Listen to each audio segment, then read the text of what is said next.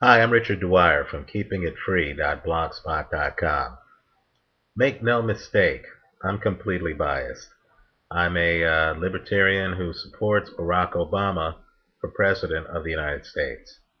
Now, that said, this race is far from over. Let's talk a little history. Way back in 1982, Tom Bradley was on the verge of being the first African American governor of the state of California. He was ahead in the polls by 8 to 12 percentage points the day before the election took place. He lost to George Deukmejian. In fact, if you go around the country, you will see that where for elected office there is a black candidate up against a well-financed white candidate for an exalted public position, and we're talking about in the Senate, in the House of Representatives, in the governorship, um, more times than not, the polls will overstate the support that the black candidate has. It's called in the business the Bradley effect, and here we need to be very careful. Examples of the Bradley effect can be found in the election of L. Douglas Wilder in Virginia several years ago. He was well ahead in the polls. He won by less than 1 percentage point. I'm sure we all remember Jesse Helms against Harvey Gantt.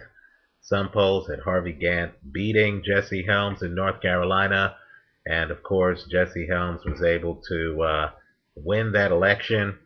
I believe that the Bradley effect might be more pronounced in the South than in the rest of the country, because there, I'm sure, are a group of people from traditionally Democratic areas, let's be clear, white people from Democratic areas who, when confronted with pollsters, don't want to admit that even though they are pro-choice, even though they favor a middle-class tax cut, even though they have some reservations about free trade, even though they want socialized health care, that they're not voting for the black guy.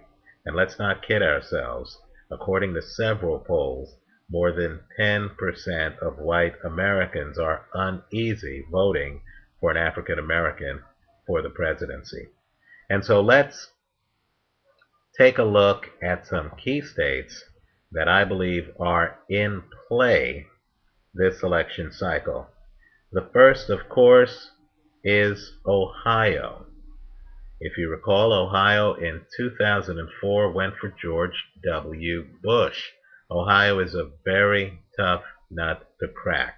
According to Real Clear Politics, that race is very close. Obama has a slight lead.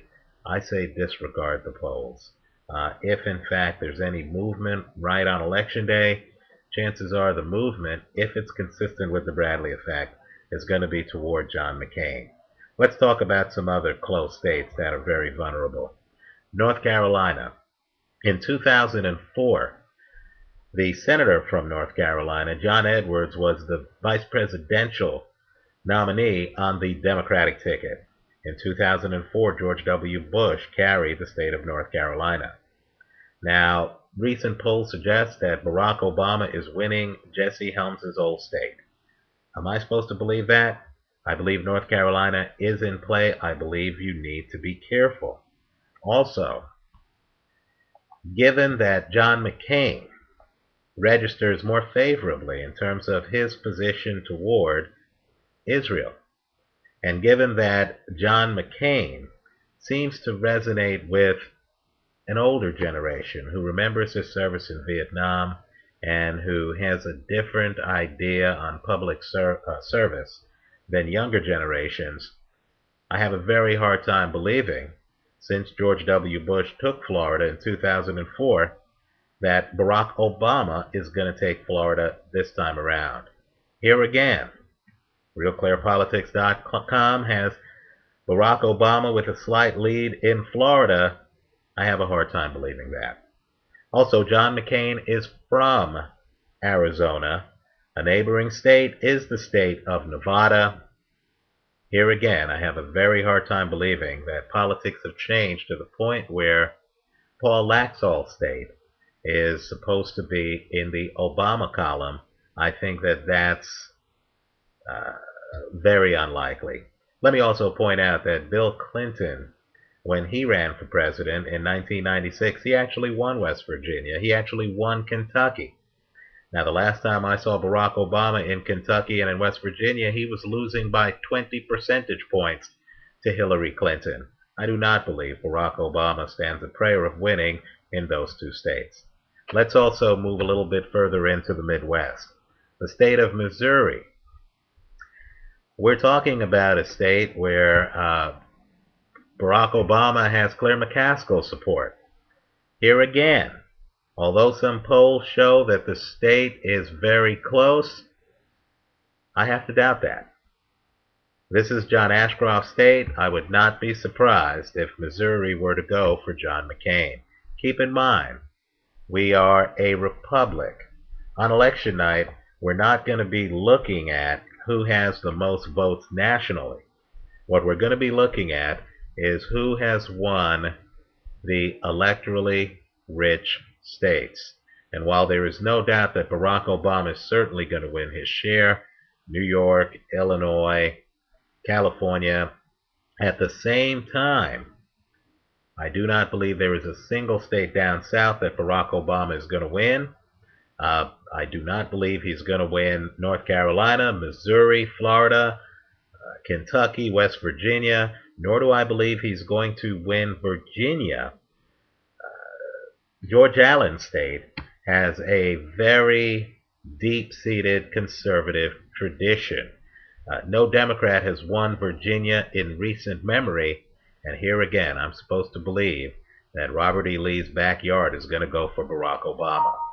So Barack doesn't have to warn his followers about getting cocky.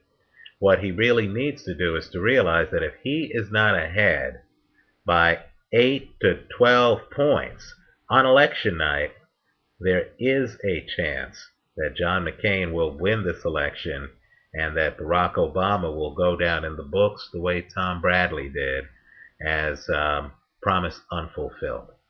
Let's see if that happens. This race, sadly, in my book, is far from over.